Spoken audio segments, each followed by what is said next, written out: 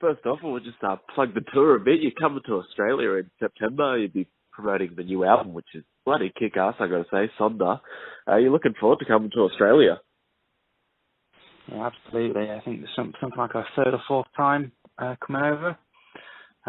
Every time we come over, we tend to have a really great time. The audience is really responsive. There's a great atmosphere, and it's a developing market for us. So, yeah, we're always excited to come back. I just hope we get more time to visit the beach.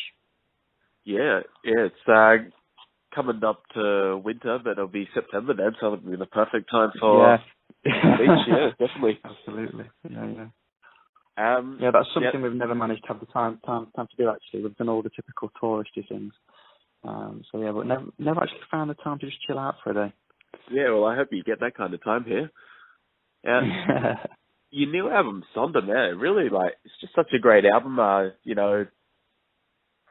Very progressive and diverse, and your vocal melodies are just on point, all the time. How did the concept for the album come up, and how did the writing process go? How does that, all come about in the band? In the past, it's normally been Ackle, who's the main guitarist and producer, that would write the majority of the material.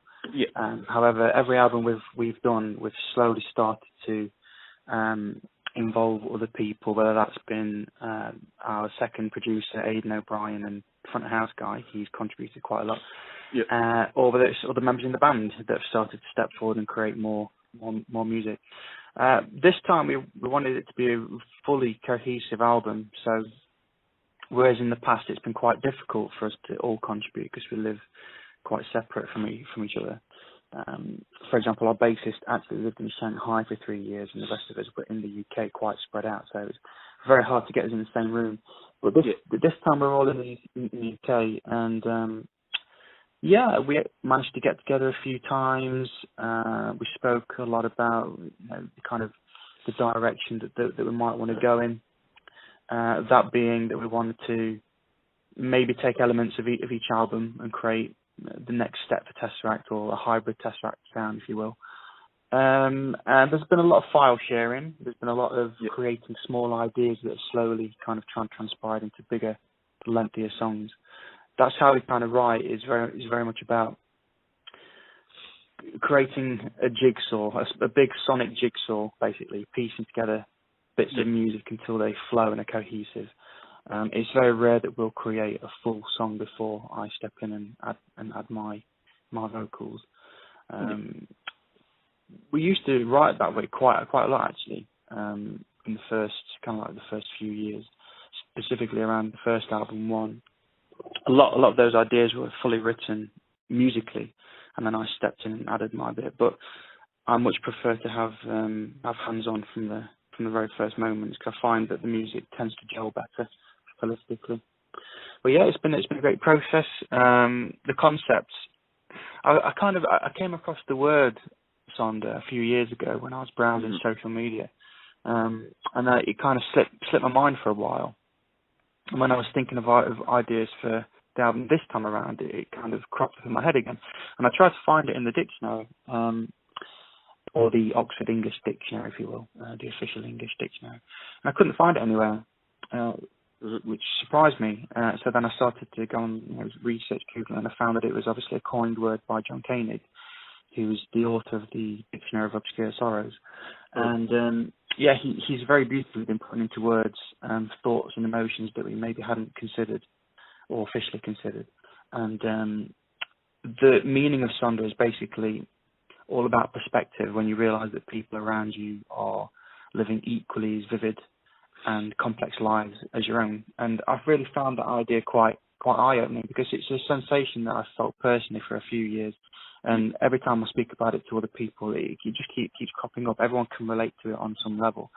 So that was really the beginning point for us forming a concept around the idea of Sonder, in essence. That's cool, and I was actually wondering what that word meant, so thanks for telling me that.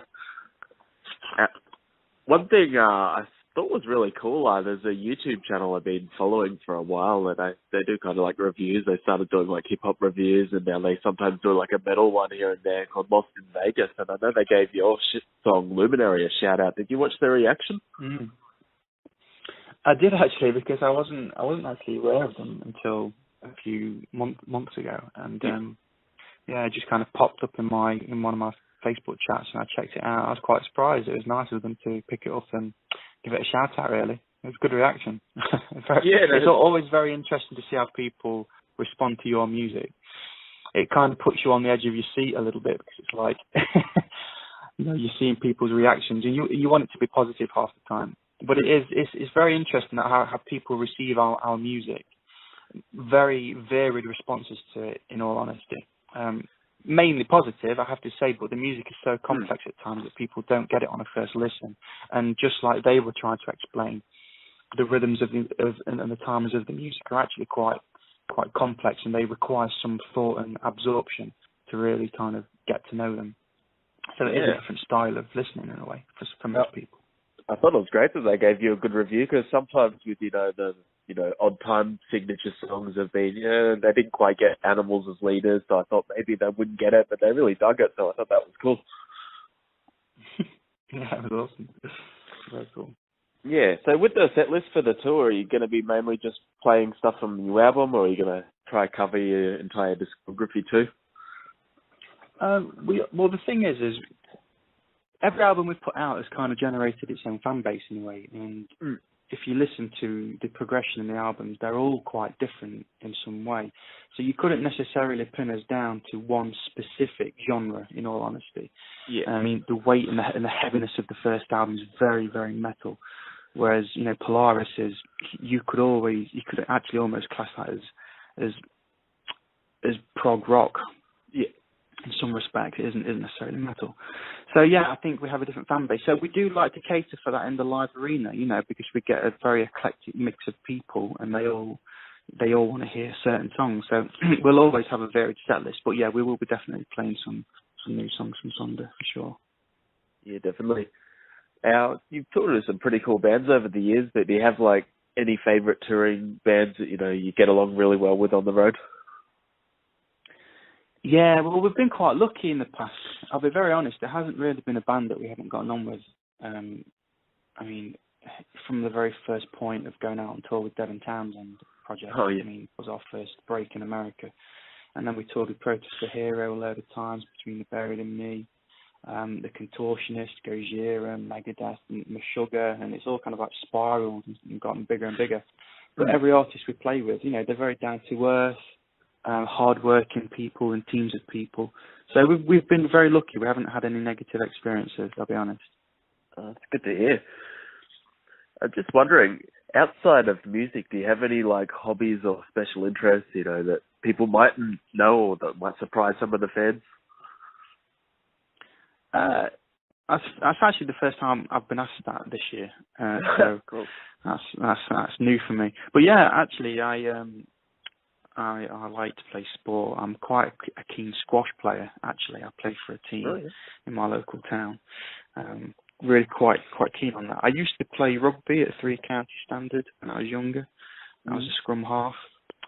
Then kind of pulled away from that as I've gotten older and got various different jobs because of the time. But yeah, sport really. Nothing other than that. So music and sport and family time. Because I've got 2 kids, so I've got quite an intense kind of parental role at the minute.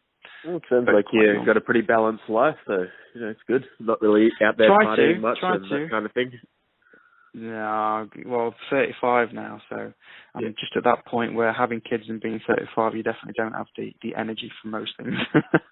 Definitely not staying up late, that's for sure. Oh yeah, I'm going to be 30 this year, and my partying days are kind of over lately. It's all downhill from there, my friend. Oh, don't tell me that. I'm joking.